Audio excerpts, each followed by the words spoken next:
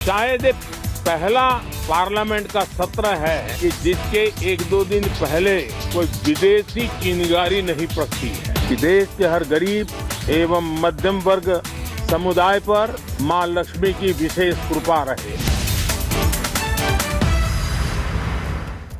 और इसी के साथ 18वीं लोकसभा में बजट सत्र की शुरुआत हो चुकी है, लेकिन उसके पहले प्रधानमंत्री नरेंद्र मोदी ने जो कुछ भी कहा है उससे मिडिल क्लास की, महिलाओं की और युवाओं की जो आस है वो बढ़ती हुई नजर आई है। दिखाते हैं इस रिपोर्ट के जरिए।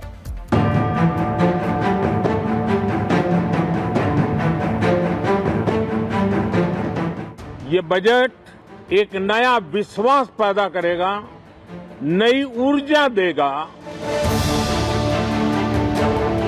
हर नारी को सम्मानपूर्ण जीवन मिले, उसको भी समान अधिकार मिले।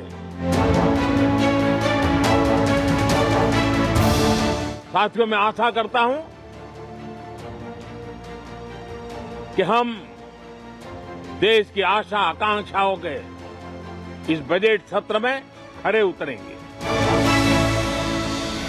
संसद का बजट सत्र शुरू हो चुका है। कल वित्त मंत्री निर्मला सीतारमण आम बजट पेश करेंगी, लेकिन उससे पहले संसद के बाहर अपने संबोधन में प्रधानमंत्री नरेंद्र मोदी ने मिडिल क्लास को बजट से मिलने वाली खुशखबरी को लेकर कई संकेत किए।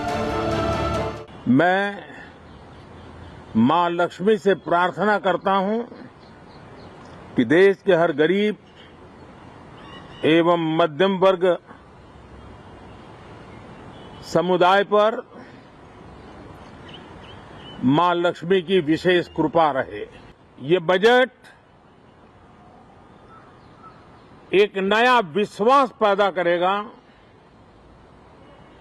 नई ऊर्जा देगा। प्रधानमंत्री के इशारों से साफ है कि इस बजट में मोदी सरकार का फोकस गरीब और मिडिल क्लास पर है। प्रधानमंत्री मोदी ने कहा कि जनता ने तीसरी बार दायित्व सौंपा है, जिसका पहला पूर्ण बजट 2047 पर फोकस्ड होगा और सरकार अपने मिशन मोड में है। हम मिशन मोड में देश को सर्वांगीण विकास की दिशा में, चाहे वो भौगोलिक रूप से हो, सामाजिक रूप से हो या आर्थिक भिन्न भिन्न स्तर के संदर्भ में हो, हम सर्वांगीण विकास के संकल्प को लेकर के मिशन मोड में आगे बढ़ते जा रहे हैं। पीएम मोदी ने अपने संबोधन में इस बजट में टैक्स पेयर्स को छूट मिलने के संकेत दिए हैं। माना जा रहा है कि सरकार टैक्स पेयर्स के हाथ में कुछ डिस्पोजेबल इनकम देना चाहती है, जिससे खपत को बढ़ाया जा सके। इसका फायदा इकोनॉमी को मिलेगा और विकसित भारत का रोड मैप तैयार होगा। साथियों, मैं आशा करता हूं कि हम देश की आशा आकांक्षाओं के इस बजट सत्र में खरे उतरेंगे। Reform, perform and transform. जब विकास की तेज गति को प्राप्त करना होता है तो सबसे ज्यादा बल रिफॉर्म पर रहता है। राज्य और केंद्र सरकार ने मिलकर के परफॉर्म करना होता है और जन भागीदारी से हम ट्रांसफॉर्मेशन देख सकते हैं। इस बजट में महिलाओं को खास तोहफा देने की भी तैयारी है। उम्मीद इस बात की है कि महिलाओं के स्वास्थ्य, सुरक्षा और आर्थिक स्थिति को मजबूत करने से संबंधित जारी योजनाओं को सरकार न सिर्फ जारी रखेगी बल्कि इनका बजट बढ़ाएगी। विशेषकर नारी शक्ति के गौरव को पुनः प्रस्थापित करना, पंथ संप्रदाय के भेद से मुक्त होकर के हर नारी को सम्मानपूर्ण जीवन मिले, उसको भी समान अधिकार मिले, उस दिशा में इस सत्र में कई महत्वपूर्ण निर्णय लिए जाएंगे। बजट में युवाओं को सपोर्ट मिलने के संकेत भी प्रधानमंत्री ने दिए हैं। अपने संबोधन में प्रधानमंत्री मोदी का युवाओं पर दिया जोर बताता है कि सरकार इस बजट में युवाओं के लिए कुछ बड़े ऐलान कर सकती है। उम्मीद की जा रही है कि सरकार प्रधानमंत्री कौशल विकास योजना, मुद्रा योजना जैसी योजनाओं का बजट बढ़ाएगी। हमारा युवा देश है, युवा शक्ति है, और आज जो 20-25 साल की आयु के नौजवान है, जब वो 45-50 साल के होंगे तब वो विकसित भारत का सबसे बड़े बेनिफिशियरी होने वाले हैं। प्रधानमंत्री के संबोधन के बाद से मिडिल क्लास की उम्मीदें जगी हैं। बहरहाल बजट सत्र 13 फरवरी तक चलेगा, लेकिन सबकी निगाहें अब कल पर टिकी हैं, जब वित्त मंत्री निर्मला सीतारमण आम बजट पेश करेंगी। Bureau report, Republic Bharat.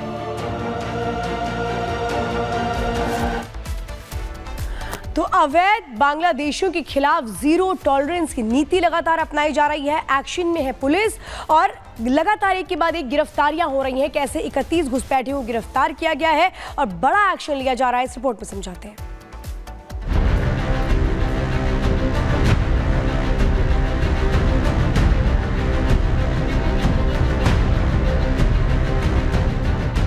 अवैध बांग्लादेशियों के खिलाफ देश भर के अलग अलग हिस्सों में लगातार एक्शन जारी है। दिल्ली के अलावा महाराष्ट्र, राजस्थान और केरल में घुसपैठियों के खिलाफ ताबड़तोड़ अभियान चलाया जा रहा है। राजस्थान से 2 दिन के अंदर 4 घुसपैठिए पकड़े जा चुके हैं। अजमेर जिला पुलिस की स्पेशल टास्क फोर्स ने दरगाह इलाके में आज चेकिंग की तो अवैध रूप से रह रहे 2 बांग्लादेशी घुसपैठियों को गिरफ्तार कर लिया गया। पुलिस से पूछताछ में दोनों बांग्लादेशियों ने घुसपैठ की बात स्वीकार कर ली है। बताया जा रहा है कि दोनों घुसपैठिए बांग्लादेश के चांदपुर जिले के रहने वाले हैं। इनमें से एक 42 साल का है जिसका नाम मोहम्मद आलमगीर हुसैन है, जबकि दूसरा 24 साल का लड़का है जिसका नाम अब्बू अली है। फिलहाल पुलिस दोनों घुसपैठियों से घुसपैठ के रास्ते और सहयोग करने समेत कई सवालों को लेकर पूछताछ कर रही है ताकि घुसपैठ के पूरे नेक्सस को खत्म किया जा सके। 2 दिन पहले 29 जनवरी को भी दरगाह के इसी इलाके से 2 घुसपैठी डिटेन किए गए थे। पुलिस का कहना है कि पुलिस मुख्यालय के निर्देश पर अजमेर शहर में अवैध घुसपैठियों के खिलाफ सघन अभियान चलाया जा रहा है। इसके लिए बाकायदा टास्क फोर्स का भी गठन किया गया। अजमेर के अंदर कोच इलाके में जालियान कब्रिस्तान, नई सड़क, दरगाह से सटे इलाकों में चेकिंग अभियान चलाया जा रहा है। टास्क फोर्स ने चेकिंग के दौरान 20 से 25 संदिग्ध लोगों को डिटेन कर पूछताछ की। इनमें से अब तक 4 लोगों ने बांग्लादेशी होने की बात स्वीकार ली है। वहीं मुंबई की वर्सोवा पुलिस ने भी 2 बांग्लादेशी नागरिकों को गिरफ्तार किया। बताया जा रहा है कि दोनों बांग्लादेशी अवैध रूप से भारत में घुस आए थे और मुंबई में रह रहे थे। पुलिस ने उनके पास से फर्जी दस्तावेज भी बरामद किए हैं। केरल पुलिस ने भी अवैध बांग्लादेशियों के होने का दावा किया है। पुलिस का कहना है कि कोची में करीब 27 बांग्लादेशी अवैध रूप से रह रहे हैं, जिन्हें गिरफ्तार कर लिया गया। मोदी सरकार के निर्देश के बाद घुसपैठ के खिलाफ जीरो टॉलरेंस की नीति अपनाई जा रही है। देश भर में अवैध बांग्लादेशी और रोहिंग्याओं के खिलाफ ऑपरेशन जारी है। पकड़े गए बांग्लादेशियों को डिपोर्ट भी किया जा रहा है।